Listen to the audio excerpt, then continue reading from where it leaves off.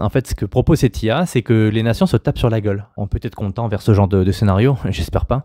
Moi, ce que j'en pense, personnellement, ce que j'en pense. Salut et bienvenue sur AZ Manga. Aujourd'hui, une petite review concernant un nouveau manga, une petite pépite que j'ai découvert cet été. Et il s'agit de Doomsday War. Doomsday War du mangaka Natsuku Uruma. Alors, faut savoir que c'est un manga qui est sorti en 2025, qui est sorti plus précisément en juillet 2025, c'est-à-dire il n'y a pas très longtemps. C'est le premier tome. Il s'agit du premier tome en France. Il faut savoir qu'au Japon, ils sont au quatrième tome déjà diffusé, enfin déjà publié. Et comme tu peux le voir, ça a une belle jaquette. Il y a une belle jaquette. Et il faut savoir que cette jaquette est réversible, en fait. Donc, et ça, c'est l'autre côté de la jaquette, de la couverture. Donc, voilà ce que ça donne concrètement.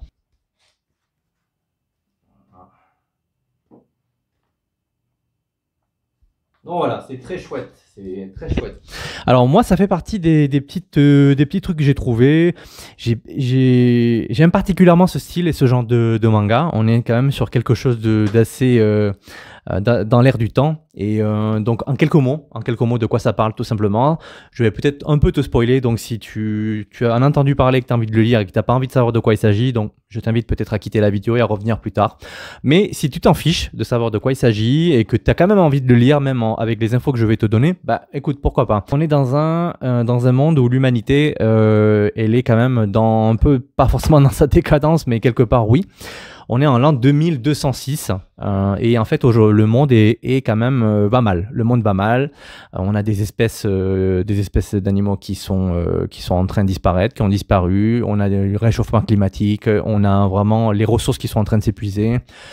Et voilà, à un tel point que les hommes et les femmes, donc l'humanité est obligée d'avoir des petits masques, des masques à oxygène pour pouvoir respirer parce que l'air est devenu complètement irrespirable. En gros, on a fait vraiment un bazar. On a fait un bazar.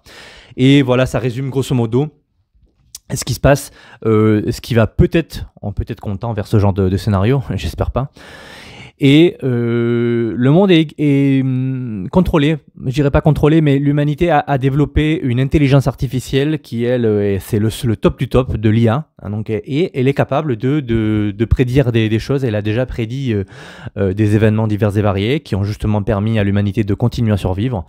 Et là, grand rebondissement, cette IA annonce à l'ensemble des 16 nations qui sont encore existantes sur cette Terre, donc sur la planète Terre, qu'il ne reste plus que 100 ans à vivre avant que l'humanité disparaisse pour de bon. Donc épuisement des ressources, extinction, plus d'oxygène, plus rien.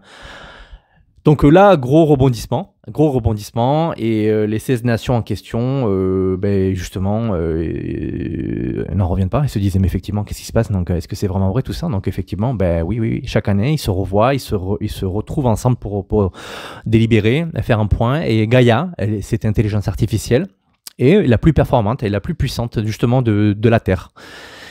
C'est elle qui prédit ça. Dans 100 ans, l'humanité va partir en déclin. Voilà ce qui pourrait vous sauver. Donc la solution va quand même être assez étonnante parce que en fait ce que propose cette IA, c'est que les nations se tapent sur la gueule.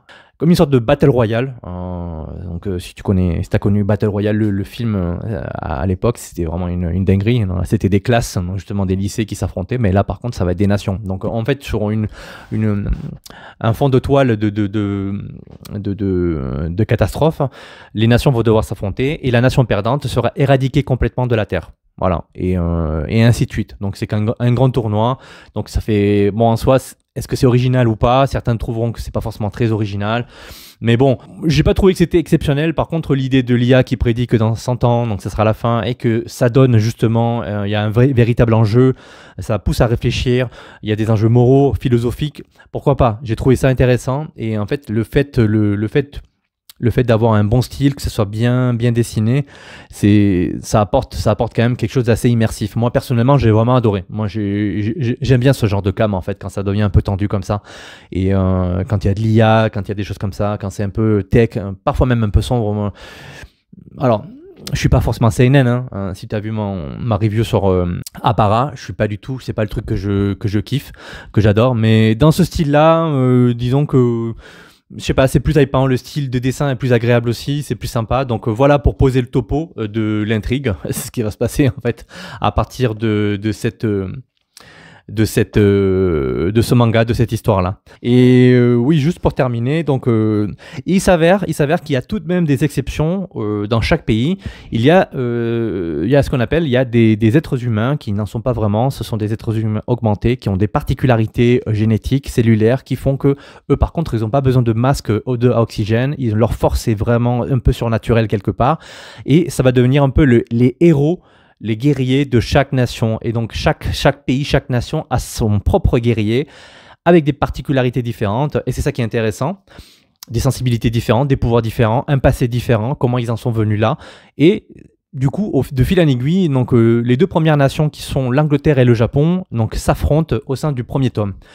C'est intéressant, moi je trouve vraiment ça hypant. On s'attache bien aux personnages parce que ça permet de bien les découvrir, de commencer un peu à passer de deux personnages anonymes un petit peu plus à savoir un petit peu d'où ils viennent, quel est leur passé, leur background, qu'est-ce qu'ils font, pourquoi ils se battent réellement, et donc ça rend quand même le manga assez immersif, déjà d'une par les personnages et surtout par ce contexte un peu catastrophe qui se trame tout autour, hein.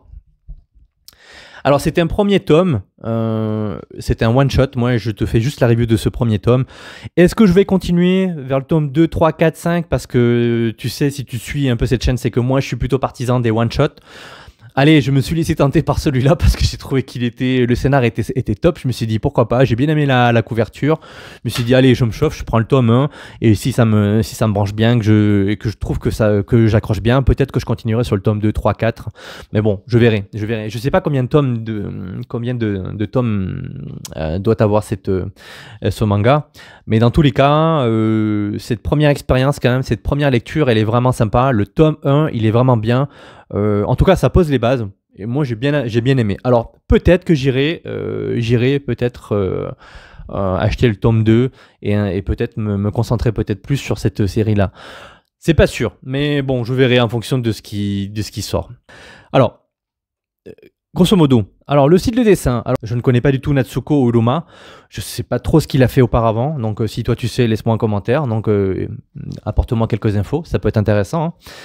Mais j'aime son style, hein. Donc on retrouve un peu le style manga, un peu comme on l'a connu un peu à l'ancienne, ce style un peu avec des gros yeux, des cheveux, un peu un style boys band, enfin, bon bref, tu vois, c'est stylé, c'est vraiment stylé, c'est stylé. Qu'est-ce que je peux te montrer de plus? Attends que je tombe sur une planche un peu sympa.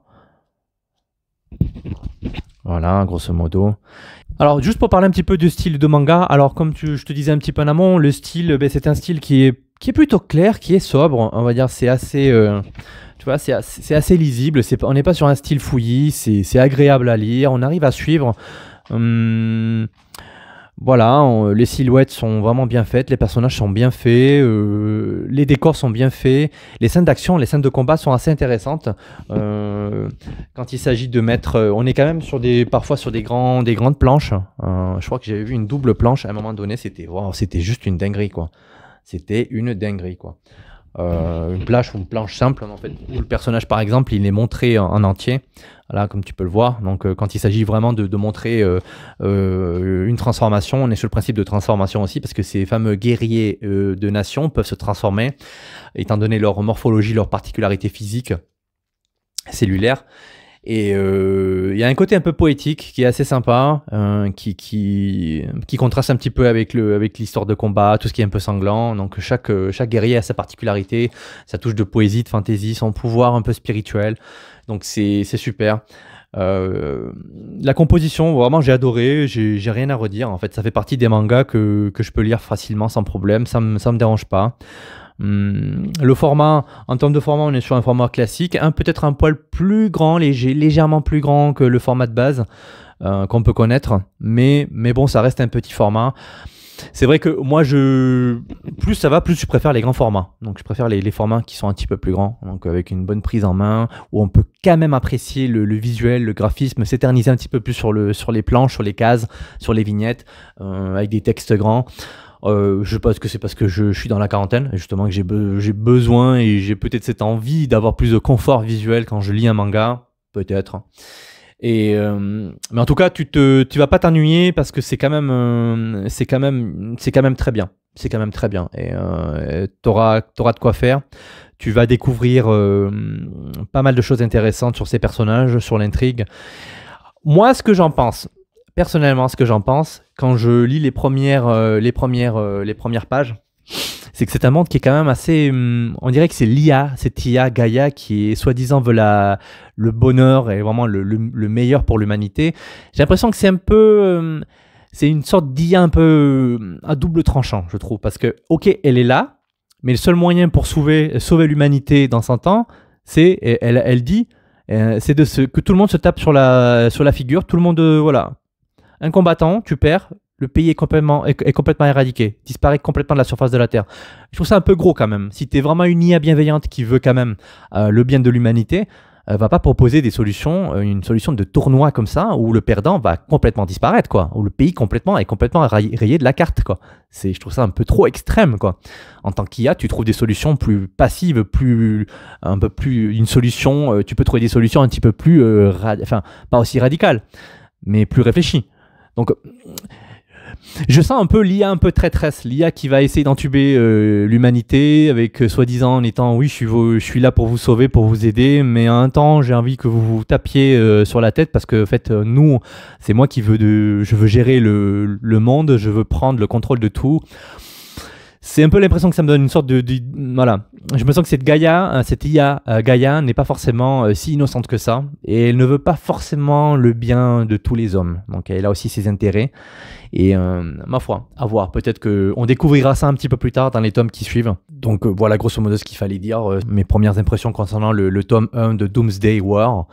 Donc voilà, si tu es intéressé, tu trouveras le lien en description pour te faire un petit kiff pour le découvrir. Et puis quant à moi, je te dis peut-être au tome 2. On verra ça un petit peu plus tard. Merci en tout cas d'avoir regardé la vidéo et si tu as quelques informations un peu plus croustillantes, des choses que j'ai oubliées peut-être, qui peuvent venir apporter un petit peu plus de valeur donc à la vidéo, n'hésite pas à les laisser en commentaire. Donc je me ferai un plaisir de le lire et de te répondre. Sur ce, ciao, à la prochaine.